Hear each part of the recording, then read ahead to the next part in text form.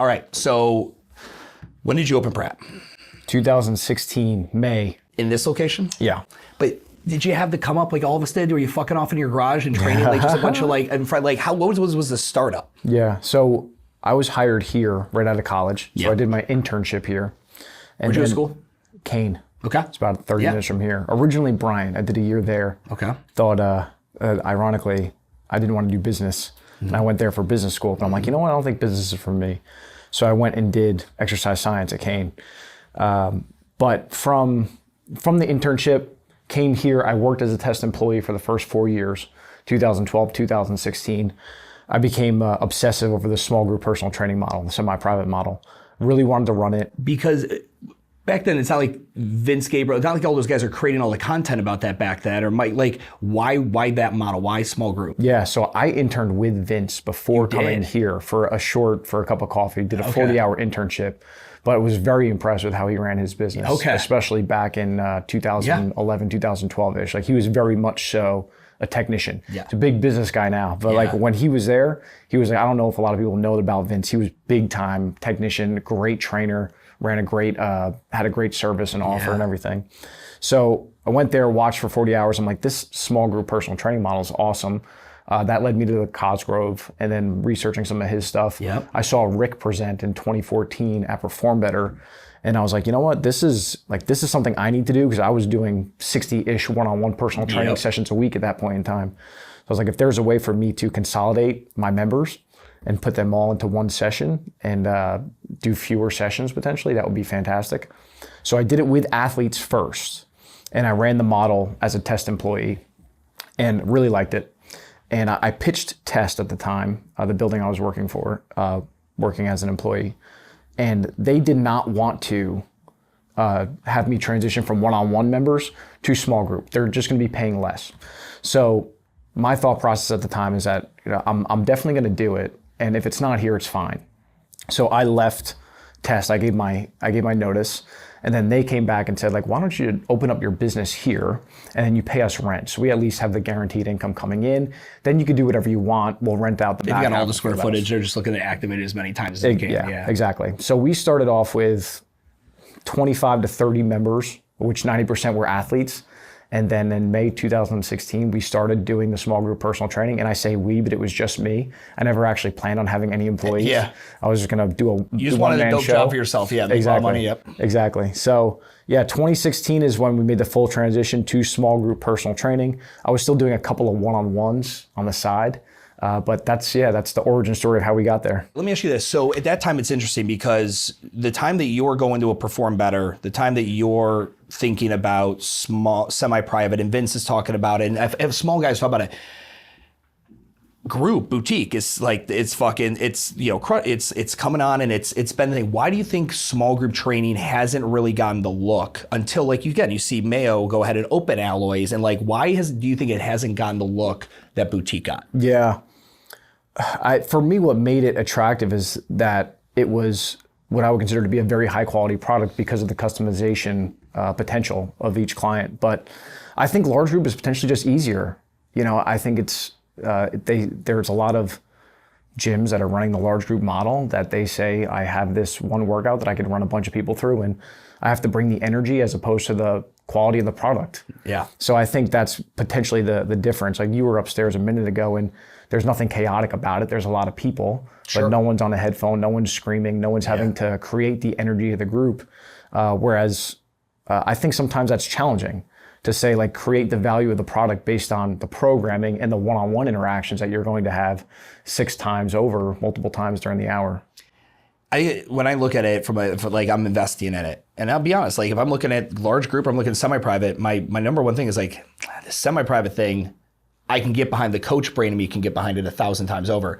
Hiring for that, developing for that is a way different game. I have to look at kids who have gone and have exercise phys, or have got their CSCS, or have some decent credentials. Over here, I need you to be good looking. You gotta have some tats. You gotta have an attitude. You gotta be a thespian. You gotta be a performer. Yeah. And now, granted, these two things are different hard. Like, a really like entertaining thespian coach that's extroverted, that's also hard to develop, right? Like, There's a reason the best Soul Cycle instructors were making over $1 million a year because they put on a performance like a mini Broadway fitness sweaty performance, fucking 4 hours a day. But again, the strength and conditioning, the exercise science nerd in me looks at the semi-private. It's like, I still can program. Like I'm a dude I could get lost in a spreadsheet programming workouts for fucking hours on end. In large group, when I get those owners, I'm like, you're just jerking off. That's mental masturbation. But in a semi-private where everyone's got a personalized program and you know that his ski trip is in 6 weeks, so let's get some lateral work side that there's beauty in that. Yes. But it's far less scalable from a staffing perspective. Yeah. How have you recruited? Where have you found good quality coaches? Or is it like I find 5s and I make them 9s? Yeah, a combination of both. I guess from a recruiting standpoint, we do know that we need to interview 30 people to land on one. Yeah. And to have 30 interviews, we need 300 applicants on Indeed. So we just kind of know ahead of time that it's going to be a long process. We have a very long internship, 300 hours at max. And then they have different levels at which they'll graduate. Paid internship or unpaid? 2/3 of it is paid. Got it. So your first third of it unpaid. After that, you'll get paid. And then we can cut the cord at any point in time, as can you. And if you make it all the way through, we have a starting salary of $80,000. So it is kind of a pain in the ass. But if you are that person that can see the light at the end of the tunnel, then you're more likely to go through it. And if you are applying for a job that is $80K, then you probably have some batteries included at least. Yep. And we definitely have to do a decent amount of work with our systems and our documents that we have to make sure that you know how to run our system and you know how to coach efficiently. So there are some things that we have to do, the whole like turn you from a 7 to a 9 based on our model. But yeah, largely I think recruiting and just knowing that it's going to take a lot of interviews to find the right person. But that person, the ROI of that, having that right person is so valuable that looking forward into the future, if we can get 2 of those for every location, I don't know if it's unreasonable. It will be challenging, but I think it's something that we could potentially scale. I hope so, at least. Do you have everyone, I talk about having like a core customer profile for the client you're trying to acquire. Have you figured out kind of what is that core employee profile? Like typically we want someone who they don't have a ton of overhead yet. Maybe they're not married yet. They don't have that kid yet. And they're not looking to buy a home in Westfield yet. But 80,000 still, 80,000 is great. Jersey's expensive, right? Like, so it's like, hopefully that person maybe has dual income with another spouse. Have you, like, where is that right profile for you guys? I think you hit the nail on the head. It's exactly that. If we can get someone that's in their 20s, maybe early 30s, that 80K is a good starting point. Yep. And then there's never been a situation where one of our employees did not get a raise every year. So based on, it's just kind of some subjective decisions of, are you going to get a big raise, a little raise, or not a raise at all? And we've never had an employee not receive one to this point. So there is some upward trajectory in just doing a great job as a trainer here, not even with a change of title. So do a phenomenal job. We keep a ton of metrics on the quality of our service based on member feedback and staff feedback. And based on that, we'll make a decision on raises. So our top trainers can make 6 figures after a few years. I want to give context to some people, heard the 80,000 and they're like, what the fuck? So let's just go top line. What did you guys do in 24 top line? 6 million. And then currently right now I've had the pleasure of working with opening the second location, the Hillsborough one. Right now we're inside of the test. This athletic performance facility is very unique. 2 floors. We got turf. It's huge.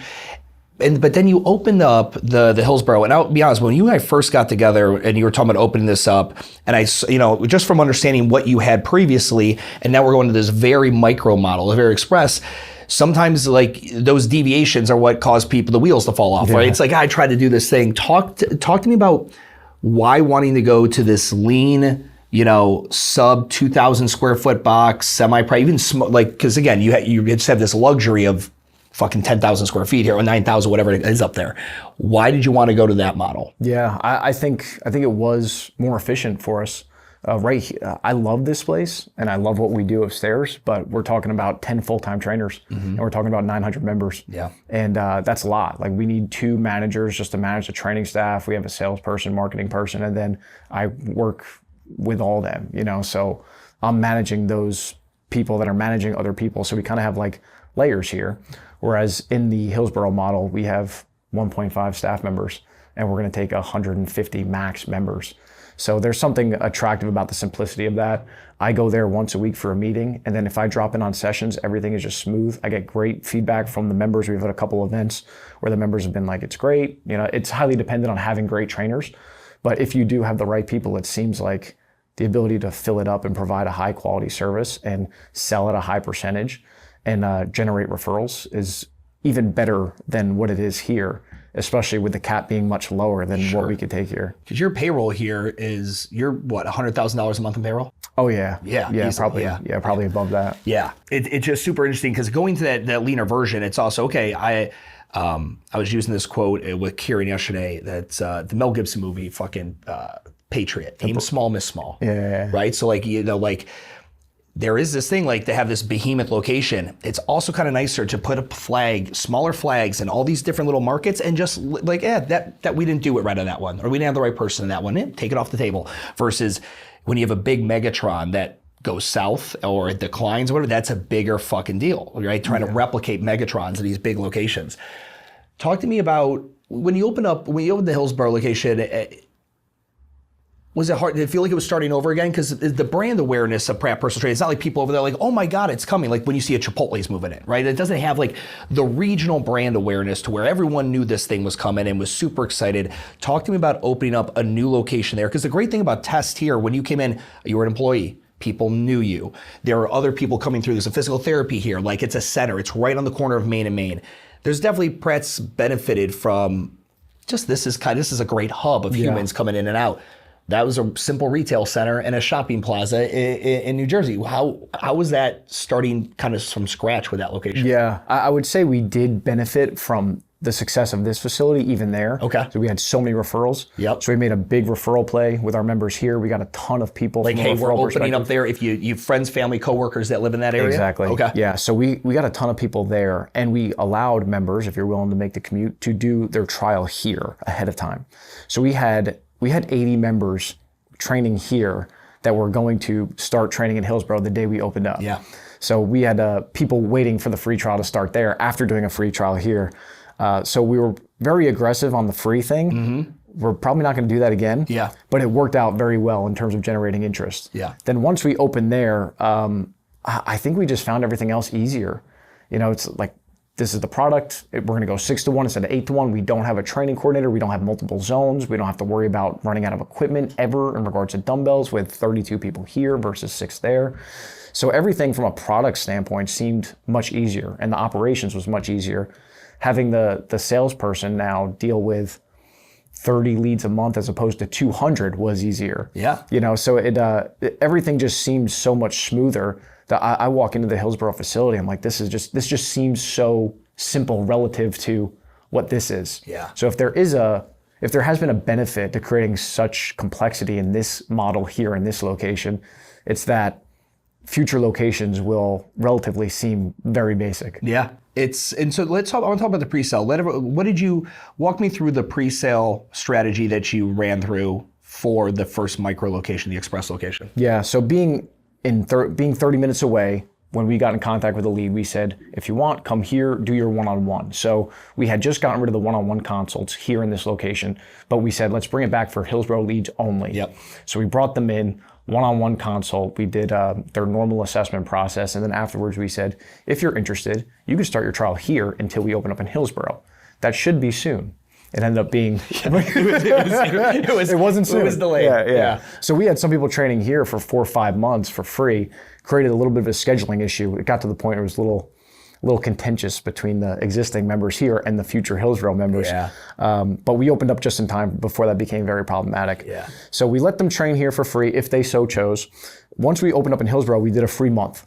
So we opened up on November 30th. So we said December, free. If you're one of the first 20 to act, you get X% off. If you're one of the next 20 to act, you get Y% off. And then we had people on their paid memberships starting late December from the November 30th start date and having that free month. And then after that, it was just generating referrals from the people that we had coming in, which we had like 30% of our members give us at least one referral.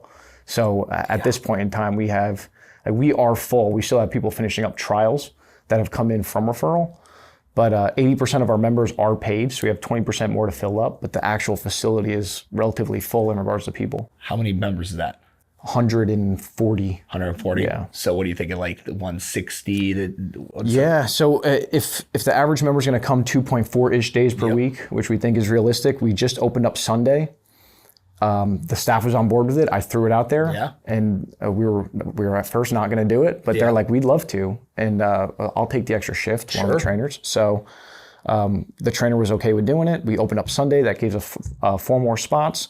We're playing around with the thought of adding another PM session, and ultimately, with 2.4 days per week, we should be able to get 150 in there. Okay, so that's kind of like, at what point do we start looking at this next express location? Is that, I mean, we're obviously, you and me are talking about that stuff now, but for you too, do you have this, let's say you and me get lucky and we find a spot today, we had a lease signed today, do you have some ready to go, or do we have to train up for that? And how do you get picked for that? Like, this is your incubator. You've trained these guys.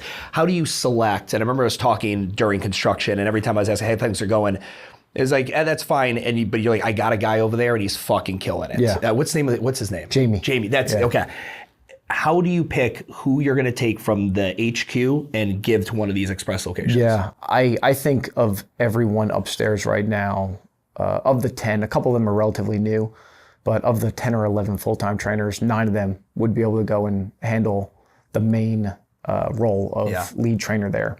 And I think they will find it, like Jamie has found, it's like, dude, this is a cakewalk compared to doing 8-to-1 before in a larger area. And then like they get graded on the staff, so they're all stressed out over what type of grades they're getting from our secret shoppers. But there, it's like the staff ratings, the customer ratings are much higher so far. The amount of referrals we're generating, much higher percentage-wise. Yes, it's new, but a big thing he pointed out is like the conversations that you expect us to have in Martinsville with the members to generate referrals was much harder. We have a process where they finish a program, flip over, they give feedback, we ask questions, and then they give us a referral, hopefully. And we're getting that at about a 10% clip here and about a 30% clip there. And he's like, I'm having the conversations every day. Really? So he's like, 6-to-1. He's like, I know everyone's kids. Sure. I know everyone's husband. I'm asking them constantly to bring their husbands in. He's like, the volume at which I'm able to ask for the referral is so much higher. And like, getting to know the people is much better. So everything over here seems easier in comparison. Walk me through, talk to me about the pricing model. So what's the average person paying for here at the HQ facility? Yeah, it's lesser here than what it is in Hillsborough. We wanted the rates to be higher, and we want the Martinsville rates to match Hillsborough at some point in time. But for Martinsville right now, our average member is paying mid-30s per session. Got it. And then Hillsborough? Hillsborough's mid to high 40s. Mid to high 40s, got it. And when you think of like, when you were doing the pre-sell and you were obviously doing all these free intros and all that, and that's kind of what you're talking about now, like we probably won't do that again because from a bandwidth perspective, that probably chewed you guys up.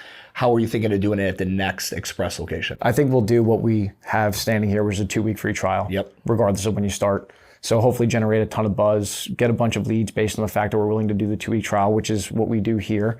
And then you come in, you get your 14-day free trial. We do the Netflix close, so select a membership. After 14 days, you're in and you're paying. You can cancel before, you can cancel during, you can cancel whenever you want. But if you do come in, you're going to get to try it out, and then you will be a paid customer after 14 days. Talk to me about, I know a lot of people's ears perked up. You said secret shopper. Walk me through, so that like in the retail world, this is very common. Like the amount of money Lululemon spends and Anthropologie and all the big retailers on secret shoppers, like that is a gig. And you'll see advertisements like make X amount of money, Shopee, whatever. Like they will literally pay you to go through during certain seasons and purchase and do different things and perform certain customer behaviors that need customer service. And then you have to create a very extensive report. You don't hear a lot of it in the fitness industry, right? It's like the owner looks on the floor or the GM looks on the floor and then makes an assessment, whatever. That mindset is great, but it's not the mindset of the person whose credit cards get billed every fucking month, right? So talk to me how you talked about ratings and the review, like the clients give and the secret shoppers. Walk me through all that. Yeah, so we have a few different ways in which we value the job the trainer's doing. And one of them is a secret shopper, probably our most notorious. And we have 50-ish members that after every session, they fill out a 9-question form, 1 through 10. How do they get picked? Random. Okay. So we try to have an even mix of men, women, old, young. And you just ask their permission, like, hey, will you do this? Yes. Yep. Yeah. Has anyone ever said no? Yes. Really? Yeah. Okay. It is, I mean, it is 9 questions, so getting them to do it is a little challenging sometimes. But, and they don't do it at 100% clip. We're just like, please do this after every session, and every session to them is 50% of the time. Yeah. But yeah, they'll answer all the questions, and then of the 9 questions, we have a jot form in which we know the percentage of every question for every trainer and a total. So we're able to rank the traders. We have a leaderboard jot form, so the trainers see where they sit on the leaderboard percentage-wise. And then we have a team score, which is what they're incentivized financially on. So we want to hit a certain number as a team. If so, everyone gets $200 at the end of the quarter. And then our manager of the training staff is incentivized to get 600 feedbacks per quarter.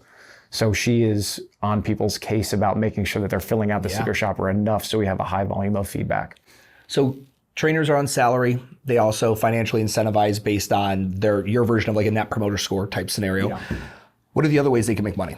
Are they in the sales role? Is there commission on that, or is that just kept to the sales department? Yeah, that's just sales department. So we don't. One of the key ways that we attract, I think, hopefully even greater talent from a trainer's perspective, is we say on our Indeed ad, you don't do sales. That is such the play there, because nobody in our industry, most of us even included, wanted to get into this because we wanted to do sales. Yeah. You put your name on the fucking building and you got the rent to pay and it's in your name, you end up having to be good at sales. Yeah. But I think that is one of the things, because how many clients I have that are like, man, I'm looking for a sales manager, crickets. Yeah. But if you were to put on there, I'm looking for a head coach, good salary, good comp package, no sales needed, fucking people be beating down the door. Yeah. Yeah, we thought it was something cool to say, but every single person that we've hired has said on the phone, one of the first 3 sentences is, I saw that you guys don't force us to do sales. Yeah. So I don't have to walk on the floor, go up to Sally on the elliptical and ask her to come to a training session. It's like, it's not part of our... It's too weird. I felt myself going down that rabbit hole for a minute in college. I've always been very extroverted, very social creature. That fills my battery, to go out and be social. But in college, I found myself kind of getting reclusey and fucking programming shit on spreadsheets and pieces of paper, trying out this workout and with this tempo on this movement, we're doing all that. And then I'm getting a little fucking weird. I'm kind of getting a little nerdy, but really good coaches, high quality guys, they are a little on that nerd spectrum, right? They're not the life of the party sometimes at the Christmas shindig kind of scenario. And it's great that you've identified that. And I love that it's got to be high quality coaching. You have to pay. You can't get $100,000 in coaching and pay $50,000, right? You want $100,000 in coaching, you got to pay fucking $100,000 and make the opportunity for them to make it there.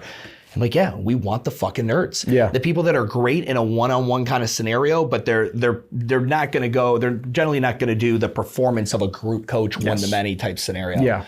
That's so interesting. How many are on staff right now? We have 11 trainers here. 9 of them are full-time. We just made a part-time hire, which was essentially 5 shifts instead of 7. Yeah. And then we have the one guy who does 1 shift here that works full-time in Hillsborough. You also have a marketing person dedicated. So have you played with most people are, they'll outsource to a loud roomer or a firm or whatever it may be. Did you ever play with that route? Have you done that? Talk to me about what marketing and client acquisition, in your experience over the years, has looked like. Yeah, we work with a marketing agency, so they help us out a lot with the Facebook side, and then we use Go High Level. Yep. But what agency are you using? Gym Member Machine. Gym Member Machine. Okay. Yeah. So our marketing guy, he's incentivized to have be in the DMs of anybody from an Instagram standpoint, and also he's incentivized for referrals. So he's on the staff's case constantly about trying to get a higher percentage of people to give the referral after the program. So he wants to get more referrals. He wants to get more leads from Instagram. He's keeping track of everything from a Facebook standpoint to make sure that we're generating enough referrals to keep our cost per lead and acquisition down. And then events. Okay. He'll head up events, get out there. And anytime we've had a Table and 10 event, we generate 60 to 100 leads. Yeah, that's awesome. It's... And that person needs to be extrovert. You got to have someone who's willing to work that table, go to the farmer's market, do the thing. Was that person a coach that just had that knack, or was that someone you found that was just that? They're not a coach. Yes. So he was he's a former model, and definitely very extroverted, good looking guy, great personality. And then he was a trainer, great job. He's a little bit on the older side, has 3 kids, and he was the whole training thing. He's but I like doing anything, and I like doing everything. So he would like to bounce around. So for years we had him doing some sales, some marketing, some training. And then at some point in time, we're like, you got to pick an avenue. And we tried the sales thing. We had 2 salespeople. And then our other sales guy was doing such a great job and works at such a high volume that we're like, you know what if you did sales and you just did marketing? And he's killed it in marketing. Are you finding that the best are you getting employees coming jaded out of other fitness companies or out of school? What's the better employee profile for you? Yeah, we have an interesting mix. I would say one of our guys, great trainer, he came right from college, did a small stint at LA, quickly realized it wasn't the right thing, similar to me with Bally's back in the day. Yeah. And then he's like, this is way better. I'd rather do this. I'm talented enough to do it. And I was a GM at 23 years old at LA and I was making $30K. Just didn't make sense. So for those people, I think there's an opportunity. Early 20s, you quickly found out that it's not all sunshine and rainbows being a trainer in this industry. So you find what we do at least appealing from both a stimulus standpoint and a payroll standpoint, making more money. We have a guy who has been in the industry for a while. He's been phenomenal. He's early 30s. He's been a great pickup. And there's a couple of people that we've hired that didn't do training at all. One of them was a member for us for years, but really liked what we did and was clearly smart and great personality. So we hired her out of her being a member. So it's been an interesting mix of everything. Do you find your employee profile skews more male? Yes. Yeah. I find that in the industry too. Like good coaches, there's just not a lot of females. And it's a tough, because again, you and me were talking about this before we hit record. You go with exercise science, and like when you start thinking of the career path for yourself, it's either like, I'm going to stay in the collegiate system and be a strength and conditioning coach or something like that, or I'm going to go into the private GPP sector and be a trainer or hopefully get hired by an enterprise like Pratt or something. There's just not a lot of options there. Like when you're thinking like from a career day perspective, like, oh, I've got an exercise science degree or I have a background in that. And even more so in the females, because like, I had a bunch of some girls that were great athletes of mine when I had the CrossFit gym. And I said, and this is like early social media, I was like, there's no really good female strength and conditioning coach talking shop, like making content and doing that for women. And it just takes someone to do that. You look at like, what's her name, Steph, down at Westside Barbell, and Greg Everett's, his wife or whoever out of Catalyst out in California. There's like a very small amount of women, Coach Bergner's daughter, Casey, like, so. But there's not many. Yeah. I like, it's a very much a patriarchy. And I wish more women were into it. Yeah. I think it's great for client relations. I mean, I've got some of the female clients I've ever had trainers I've read the best reviews on were the females who felt confident enough to go to the male and be like, hey, what the fuck are you doing? Yeah. That's not how we do that. You know better than that. And like, could just be a little bit firm with them. Yeah. Whether they got off on that or what, but they just liked it. It was just this directness from a female. We just don't see that a lot in our industry. Yeah. And I would say our manager is female. She's late 20s. And the value, like her primary value is she is exactly that.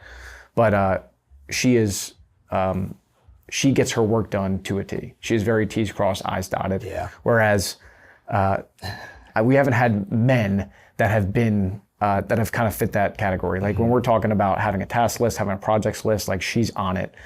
Some of the men that are trainers, myself included, were like, I just didn't feel like detail oriented. Like we just kind of let that one slide by. But I had a great conversation with the customer.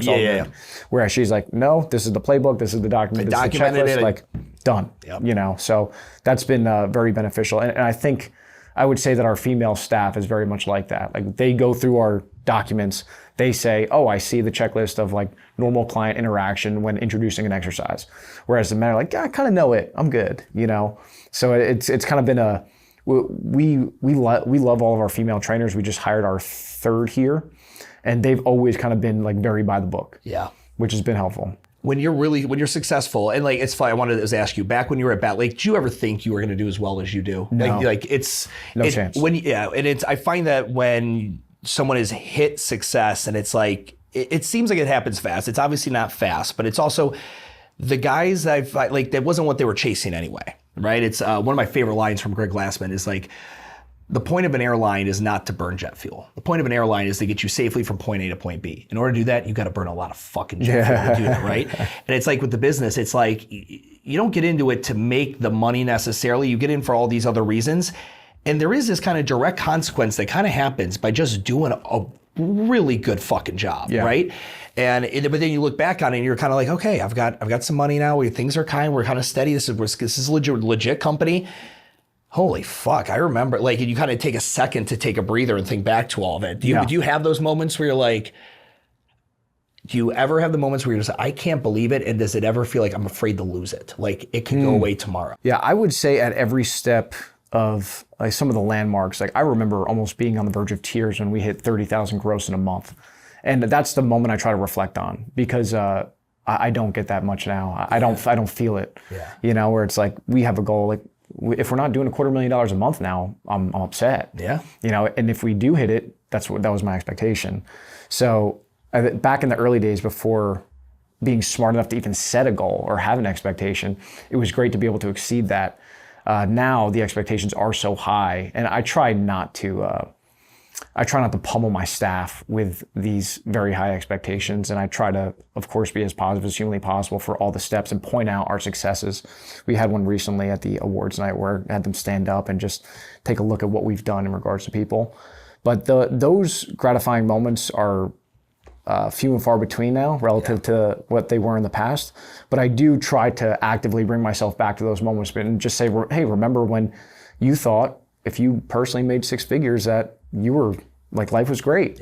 Like, remember that day, you know? And it's been great to grow, but it's also become, I guess, probably addictive to get to what is next as fast as possible. You know, like hiring you to check out more spaces, and the mentorships, and the Vegas trip I just got back for, like, that becomes like addictive. You're like, what's next? And it does almost start to feel like I have potentially been given this gift of potential that is so high that I would be disservicing that potential if I don't keep chasing it as hard as possible. What prompts you? Well, let me ask you, I love that you talked about the 30,000. One of the first business books I ever read was when I was still in school. It was the E-Myth Revisited, Michael Gerber. And I had a checkbook. I still have it. It's the bookmark in there. And I wrote myself a check for $100,000. And I was like, I cannot wait till I make $100,000 one day and I can cash this. And that was like, for me, like, that was the dream one day to be able to achieve that. And for anyone listening, it's when you're getting success, and it could be someone who's like pumped they can make 10 grand gross a month, like, fucking just wherever you were at previously, own that. Just have some kind of a token, or just remember, whether it's, Hermosi, when I had him on the podcast back in like 2016, 17, I remember him showing me a picture of where he slept on the ground in one of his first gyms. And I did my first gym. I set it up. It looked like a college dorm. I had a couch and I had a fucking mini fridge. I lived in that fucking thing. And I took showers at girls' houses I dated that I didn't even like because they didn't have a shower. And it's like, whatever you can find to still be that $30,000 a month owner, right? Or that grunt that's trying to figure it out, because it does. It gets like, again, and now you're like, now you have this 1%er problem. It's like, oh, we didn't do $250,000 this year, guys. What the fuck? And it's just like, it can fuck with your focus sometimes. 100%. To relate, on your way out of this building, there's a house right here. And I saw a guy walking upstairs one day, and I was living 20 minutes away in New Providence. So I saw a guy walking up. I'm like, I think that place is a rental, and I didn't even know it. It was a automobile store, something on the bottom. So I went in the next day. I was like, hey, do you rent out upstairs? Because I'm driving back and forth 3 times a day. I have a dog, but I work morning, afternoon, and night. And he's like, I'm looking to get rid of this guy come September, whatever it was. So I was like, here's my business card. Call me right away. I ended up here for 3 years, but it's a second floor of a fucking auto parts shop. And it's like I'm paying $700 a month, $800 a month for a bedroom and a TV and a couch for my dog to sleep on. You know, that's pretty much it. God, that's crazy.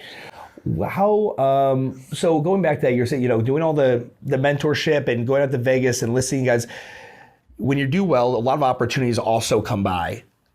I've always the one thing I've always reminded myself is no is a complete sentence. Because like when you're doing well, a lot of people want things from you. They want you to help them with a thing, or they want to be connected to your ecosystem and be within your orbit. Have you had to turn down opportunities more and more as you've seen financial success? And what is that difficult for you? Yeah, there have been some things that have popped up of like business partnerships. If you do that, like you want to open up here, the whole nine. But I've made that mistake already. So it is not hard for me to say no now. Sure. And it is not challenging for me to like just reflect and write down what is the goal, and then to ask myself, if this doesn't align, then don't do it. But there have been a couple of satellites that we've opened up in the area, in a baseball facility and then in a hockey spot back when we were doing more athletes pre-COVID. And I remember at the time thinking like, this is a huge opportunity. We're going to be able to make a couple extra $1,000 a month at each of these, no problem. And I had staff members go there. And then after COVID, like just reflecting on the numbers, I'm like, do I think I could have outperformed this had I kept everybody in-house here? And it was an obvious yes. So reflecting on why I thought that was ever a good decision in the first place was interesting, but then seeing that it was not worth it made me realize that like if you just focus on what you're doing the best, like that is the compounding asset. It is not opening up little satellites to make a few $1,000 extra a month.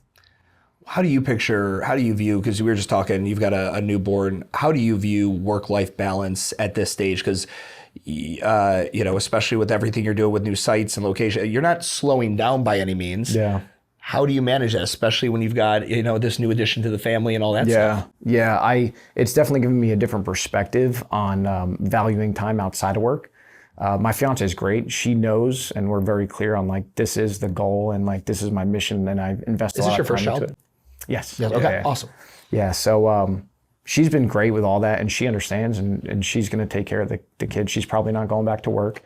And I think for me, I just need to be very clear on the time that I schedule that is going to be work time and what is not. Yeah. And then not have one bleed into the other. So I have a very clear, I'm waking up at 4, I should be working by 4:30, and then from 4:30 to 4:30 or so, like those are work related stuff. I get my workout in, and then I'm available after 4:30, 5 o'clock. You and me are literally I'm the same way. Like every day, 4 a.m. I want to have that from 4 to 9. No one fucks with me. Yeah. I can do whatever. And it's in my line of work, like that's when all the emails and the Slack things go out. It's like, I'm not getting any feedback on those. And that's like, so then I got my family time, but I want to be done every day. My goal is every day by 4 p.m., 5 if I'm sloppy on that day. It was hard for me to color block and block out and be very diligent, because I used to be a multitasker. Oh, yeah. Then I had my kid, she's 7. When she's young, like newborn age, they don't give a fuck. They don't know. I can multitask all day because my only job is to make sure she doesn't roll over and fucking die. So banging out emails, taking calls, whatever. Now at 7, she's like, hey, and she knows. She can tell time now. She's like, it's 4. What are you doing? And I'm like, yeah, you're right. Yeah. You're right. I said we'd go fucking play guitar or whatever. Let's go. Like, it's your best accountability coach right there. It really is, man. And it's, you think about it and it's like, I shouldn't need a 7-year-old to tell me, because I also always thought like, if I didn't respond or do the thing now, the deal doesn't get done. Exactly. Or the thing. And I'll be honest, getting into the commercial real estate, it taught me to slow down, because as you know, everything is fucking slow. You get the law, it's going to take us 2 weeks to get a fucking lease done, right? Like it's like everything is slow, and not everything has to be done like this. Like it's not that kind of speed. How have you, or how do you, because you're very, very efficient with your time from everything I can see and have heard, how do you manage your time and productivity like that? Yeah, very similar. It's like the thought process is the same, because I will get anxious over the fact that I'm not doing that thing right now. Yeah. But I do have to set very clear options to myself of what I should not be doing, and I have to stick to that. And I think like going back to my trip to Vegas this past week, one of the biggest things that I could say, like I met with a group of experts on the business. What's the next thing for the business? It's fantastic. But what it really does, I think that is the most valuable thing, is it tells you what not to fucking work on. It's like all these other things you're doing, put that to the side for right now. There's one thing. Like, oh, well, what about ourselves? Nope, shut up. Like, what about nope. Like your goal is to find a way to do better from an external marketing perspective, and then to figure out what the path is going to be to how you're going to grow to 25 facilities. Yeah. That's it. If it's not that, don't work on it. It's like, holy shit, I'm in a sales meeting this morning before you got here, and I'm like, we're going to keep this on the schedule for 1 hour, but after that, I'm done with this. Yep. Like, this is not my focus. We're converting at 44%. I don't need to be going over the scripts for the 40th time in the last 2 months. Sure. In Vegas, was that was one of Hermosi's events? Yeah. Walk me through that, because I've had a handful of people go out to those.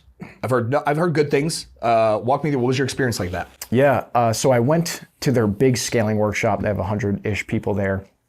And basically they'll do some presentations, they'll have some conversations about the business, and basically they're auditing what's going on. And then they give you some sort of focus for what to do. And then they set you up for these VAM events. And then you go in, and then now you have a subject matter expert. So I had a gym launch guy who, he was my subject matter expert, looked at my business, sent them all the numbers, had a conversation with him that day. Luckily, I got in early, so we were able to kind of like steal 30 minutes, right. Which there's 20 businesses there this time. So I was able to get a good amount of one-on-one time with him. He looked at all the stuff, and he said, based on what I'm seeing, I think you have some very high potential to go very far. There are a few things to clean up before we get there. So I'm going there expecting to be like, hey, I'm ready to move fast. Let's go. Like, I want to open up 5, 6 gyms a year for the next 10 years. And to hear from them, people who I would generally categorize as pretty aggressive, they're like, actually slow down. Chill. Yeah. Pump the brakes. Like, you're almost there, but there's a couple things to clean up over the next 18 months. Once that's cleaned up, now we go. What is that? What did that look like? The biggest one was with how many referrals we get, there's a decent degree of overdependence on them. So you guys are just going to one well, and when that well runs short for 6 months or dries up, whatever that looks like, have you cut your teeth in the other forms of client acquisition? Yeah. And the externally, we get a good amount of leads for what I guess normal would be, but the point that they made is that if you could somehow if you were able to generate these amount of referrals, there's an external marketing strategy that could have you equally as impressive in regards to lead generation. So if you could do that, now if you open up 25 facilities, who's going to be your worst operator? Can you still generate leads at your worst operator, or are your referrals dependent on high quality operators exclusively? So if you could make that work from a lead gen standpoint, you're pretty good. Yeah. Outside of that, conversations about the pricing model and what that looks like, that was a big piece to this, and how to roll those out. That was another big one. But I think in having conversations with people like that, it's like they push the envelope so far in the direction of what you think is possible. Just conversations about pricing and just conversations about what the model could look like from a session duration standpoint. Sure. And it's like, what would have to be true for this to happen? And you're like, maybe it's not as unrealistic as we thought. And going back 5, 6 years, I never thought the model would look the way it does now or be priced the way it is. So why not think 5 years from now, what is realistic in regards to what we're able to offer, at what price, at how many sessions that we could have, and have an external marketing strategy that's far superior than what it currently is. How do you filter those ideas? One of the things I always tell people, I'll get on, I'll have a call or whatever, travel out, and really good ideas are discussed. And I'm always like, the last thing I always say before I leave the table is like, don't execute on these. Like there's lots of good ideas, right? I want you to really sit with it. It's ultimately, you got to feel good about this plan, because I could have told you A, B, or C, or D, and all of those likely have an opportunity to get you to the end goal here. But they're all also going to have their own pros and cons list. And you really, because you got to figure, you got to pick the door ultimately. Like, do you come back from these events? And I used to do this. I used to get super jazzed up on a new concept. I'm like, all right, that's what we're, and like, I didn't want to be that guy that walked in my office after every fucking event I went to, like, this is what we're doing now. And everyone's like, fuck, and he's going to another fucking one of these in 8 months. He's going to have a new fucking idea. Yeah. I mean, impact and ease scale is what I try to just reference. Like this morning, the sales meeting, I'm like, you know what? I was like, I want to go through all my takeaways from a sales perspective from this weekend. I was like, actually, no, don't do that. Yeah. It's like, let's not do that. Let's talk about what we talked about last week. Let's hammer that. Let's listen to a phone call. Let's go through if the script aligns with what the call was, and like, let's stick to that. Let's not just like regurgitate everything that you learned from a sales perspective. And I think intuitively, some of the information that I was given from this past week, I'm like, I think that is potentially easy to implement, and I think that will have very high impact. And that's what I'm going to try to go with. Some of the things, they're probably not as impactful right now, and they're going to be a pain in the ass for me personally or for this business to implement at the moment. So trying to decide what is going to be very impactful and what is going to be relatively easy to implement is kind of where I'm trying to keep my thought process. Yeah, I love that. When I was doing consulting in the health club scene, I had 3 clubs, like 40-ish employees. And anytime I had I was setting a very angry or critical email, I'd always do it. I'd put it in the drafts. I would write it and put in drafts, and we used Outlook, and I'd schedule it for 48 hours. If I still felt that way in 48 hours, I just let the email get scheduled. I think that was like maybe 1 in 5. I felt that way. All of them, I'm like, fuck, I'm glad I didn't send that. I'm glad because you get all that energy and you want to fuck, because again, you're an action guy. That's why we got to the place that we are. We took action. And sometimes it seems counterintuitive to sit there and like, don't take action. Like, sit with something, think about it, play it out some more. Like, taste the fucking wine. Like, you actually like this. Yeah. It's I feel that very, very much so. That's a tough thing to do. Your staff, how close do you keep them to the numbers of the business? Some people are afraid when they get in success to share with people how well they're doing. Typically, it's only if they're underpaying people and I think they're taking advantage of people from a compensation perspective. But how close do you let people get to the actual the full numbers of the business? Yeah, the foundation of the first, let's say 4 to 6 staff members, everybody knew everything. And then we went through a phase of saying, like, I just don't think that everyone we hire is going to really get it. So let's not discuss everything. Let's just discuss what's important for that person. They have their metrics that they could focus on. But now I don't mind talking about the numbers to anybody. It's like, but if you do want to talk about the numbers and you do have issues with some of the numbers, you have to talk to me about it, because I'll be able to explain to you why exactly you're making what you're making and how the business is doing what it's doing and the steps that it took to get there. But I have definitely noticed there being a difference of somebody who we bring in 2024 versus 2018. 2018 staff members saw what we did. They saw what I personally did. And I would say all of them are so teamwork oriented, and they're so happy to see the success of the business, and they're happy to see me personally succeed. And I've never gotten a hint of like he pays himself too much and us not enough from them ever. And I'd like to say they're all taken care of very well financially, especially relative to market. But the new trainers that we do hire, it is definitely different. Just generationally, like what they value? Yeah, maybe it's generational, or maybe it's just the fact that they didn't have to see the come up. Sure. They walked into a multi-million-dollar business, so their perspective on it is just so different, where if you walked in and you were one of those people that I was borderline crying to when we hit 30K, then your perspective of what we've accomplished is way different than you walking in and I say, hey guys, we hit $250,000 in December, like, great fucking job. And you're like, okay, what does that mean for me? Yeah. It's like, well, that's a very different perspective I'm not used to dealing with. It's very interesting. And so anytime I have a gym that moves their location to a nicer, newer location, maybe they upgrade, they get some more square footage, that even though it's logistic, financially it's in the best interest and generally on the table, got to do a price raise. Like, but prices are good. I'm like, here's the issue though. You're moving into this gorgeous new place. This group is the only one who will ever know it wasn't that nice. And they could justify in their head this higher price point. After you open those fucking doors, every new client you sell will just be like, this is what it is. Yeah. That's just, you've raised the bar. And for only a small pocket of them, the current existing customers, do they feel like they got an upgrade? Everyone else, this is just the status quo. Exactly. And with interior design, that's one thing Boutique did a really good job of, I think, is it upgraded. How should these facilities look? Like, it made you think of when you walk into the lobby of the Wynn or something like that, like a really nice hotel, like interior design and quality looking places. It's kind of a big deal now. You got to have a retail facade. Yeah, that's so funny. That's where I was staying this past weekend, and I sent a message to the staff. I'm like, I just want to tell you guys my experience so far, because this shit is next level. The Wynn's incredible. So I love Encore, the Wynn. The thing about the fucking Wynn is they have a European pool, like a nudist pool. And I remember one of my first times ever in Vegas, younger, I was dating a girl. She had a trade show out there. I'd never been to Vegas, right? The gym was doing well, but I'd never taken a vacation. So I bought a flight and I went out there. I'm just going out there by myself. She's at a trade show all day. So just me fucking off, being a degenerate in Vegas for like 24 hours by myself. And I saw like fucking new pool. I'm like, this is gonna be awesome. And I'm thinking like Vegas, I'm just fucking stupid. I'm like, it's gonna be all incredible hot chicks walking out there, and it is nothing but old dudes, like 80 years old, just sunning their balls. I was like, fucking, like the door shut behind me. I'm like fumbling over the key card. I probably looked so fucking ridiculous. Like, that's just great. Doing a 180 half drunk in Vegas. Oh my God.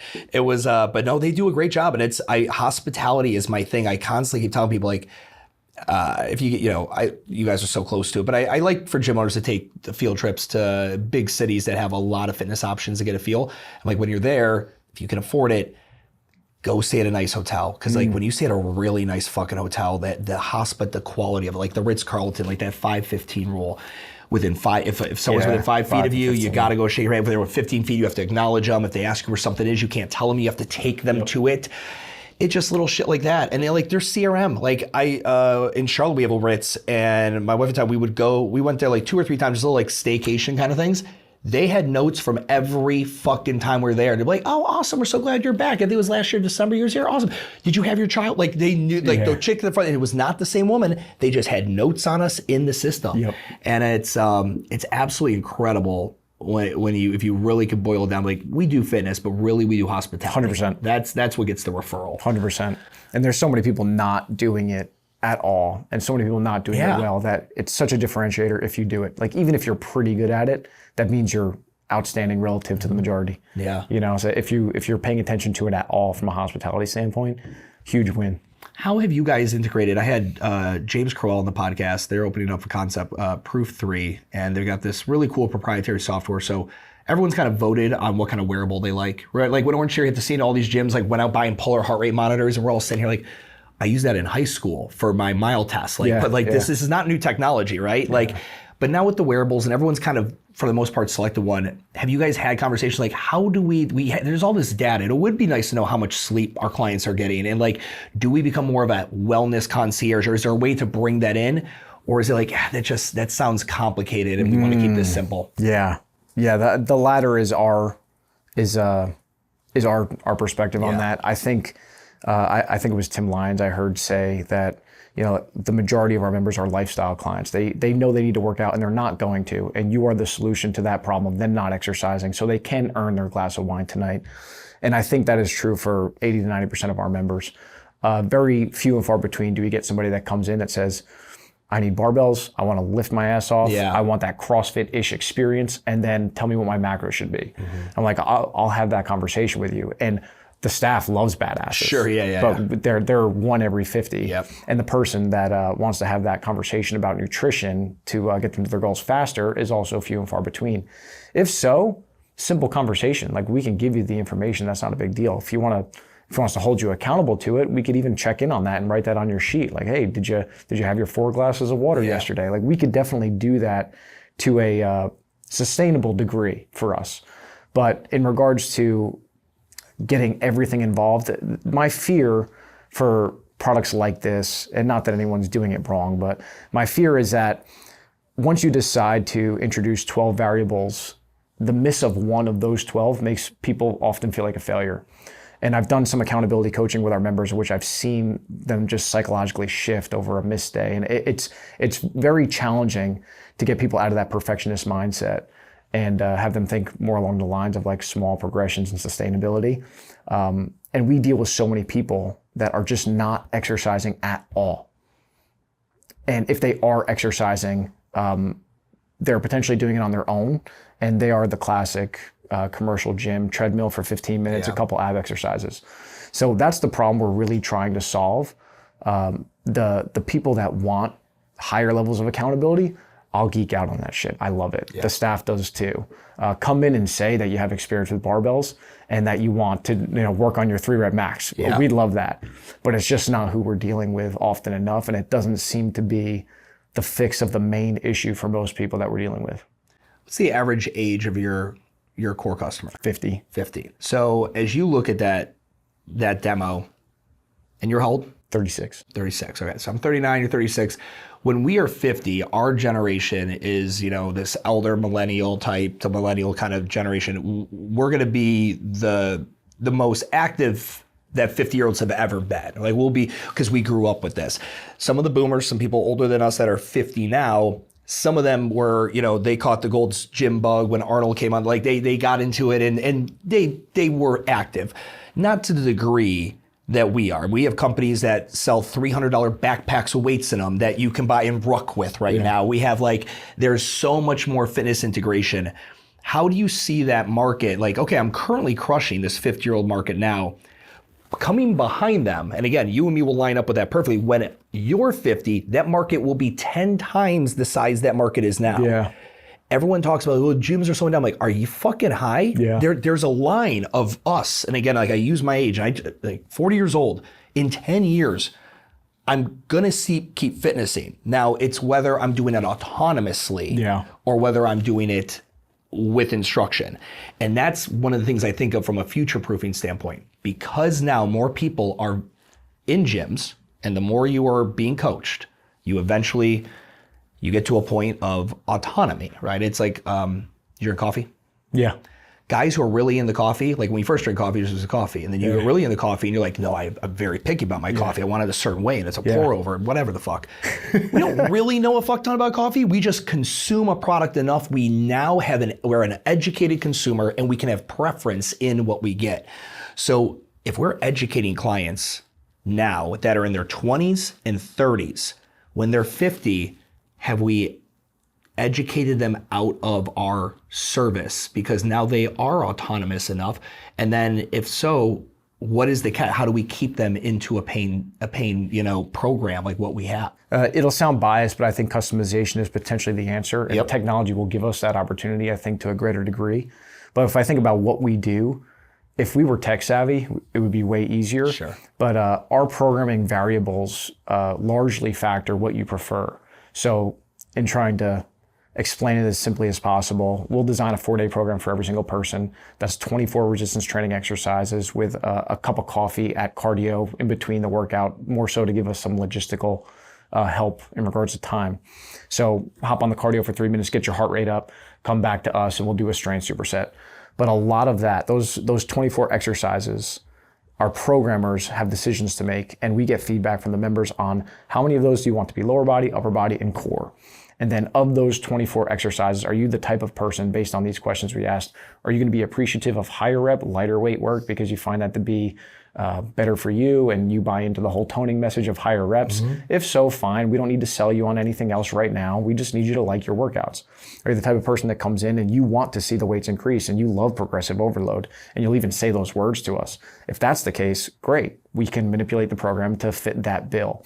So I think there are so many customization factors that we don't really appreciate as a fitness industry right now that we can manipulate without changing the product a ton to have appreciation for the preferences of the members, but also what we find to be maximally advantageous for the results, which the only thing we really need people to do is work pretty hard. Sure. And they'll get results. So if I could do that and take your preferences into consideration and give you what you want to get you to the point of working hard, it's just psychologically, it'll be so much easier for you to stick to what you're doing. I love that. Semi-private is now definitely getting more traction. And whenever something's getting traction, just like my health club clients back in 2009 and 8 got really pissy about when CrossFit was hitting the scene and then when Orange Theory and all this, like that's fucking ridiculous. No, people aren't gonna leave the club.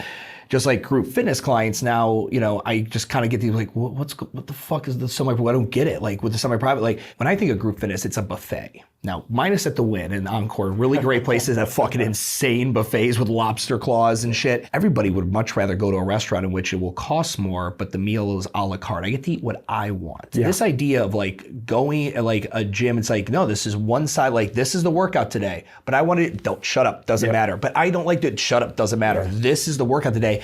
When we really just zoom out and we take the fact that, if I'm talking to someone who owns the gym and their financial, abilities to put food on the table relies on people wanting this buffet model, when you really think about it, you as a consumer, Mr. Group Fitness Gym owner, you don't even buy this way. You would rather spend more money to get something the way you want it. And, and because it's one of the many, you have to say, no, Sally, you have to learn how to overhead squat because that's what's in the workout today versus like, I don't want to. That kind of sounds like what you should, like the customers always right to a degree. Yeah. And I love that's what you said there. It's like at the end of the day, we need them to just like this. I know we can fucking jargon them to death as to why they can't actually tone, but why? Yeah. They're the paying customer. This is what they want right now. Let them. And again, as they consume more coffee or the product and they develop a little bit more of a higher training age, they can now have preference. Yes. And then that's when it gets fun for the programmer. Yeah, we know that if we get people to program 3 or 4, then they say whatever you want to our programming staff, that's when we've won. Yeah. And it usually doesn't happen before that. They come in with very high preferences, very opinionated, and they're rightfully cautious of who they're going to be working with from a fitness standpoint. I went to this one-on-one personal trainer, commercial gym, fresh out of college, part-time, and I got hurt, or I really hated it, or he had me doing some weird things that I didn't like or see the value in. It's like, all right, well, tell us what you find valuable. It's easy for us to find a way to train you the right way, We have an exercise menu, so there are potentially populations of people that'll come in and say things like, I want to do CrossFit type stuff. I want to do Olympic lifts. And like, we're past that. We don't do that anymore. So there are some poor fits when it comes to like that specific request, or someone comes in and it's like, they're so bought into functional that, you know, they want a Bosu ball for every exercise. Yeah. Those are the populations that we kind of dismiss. Yep. But outside of that, it's like, if your goal is to exercise more and our competition is the couch for you, like, you're in the right place. We got you. Tell us what you want. What advice would you give, and we'll wrap up, but what advice would you give someone listening to this now is wanting to catch, jump on the small group training? What is, based on your fuck ups, the things you did really shitty, that you wish you'd go back and to get redos on, what advice would you give someone who's wanting to start that now, start a small group, semi-private model? If you're a very trainery trainer, over customizing is a thing. And I think that's a mistake we made at first. We were... Give me an example of that.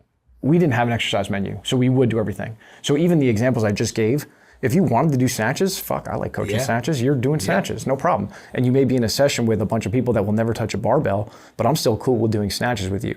That doesn't exist in our model now. Somebody who said they like, doing the Bosu, single leg RDL on a Bosu ball, it's like, fine, whatever, like we could do that. Sure. We don't anymore. We're not gonna have the amount of equipment that we had. We're not gonna be able to customize to that degree. So I think over customizing is a thing.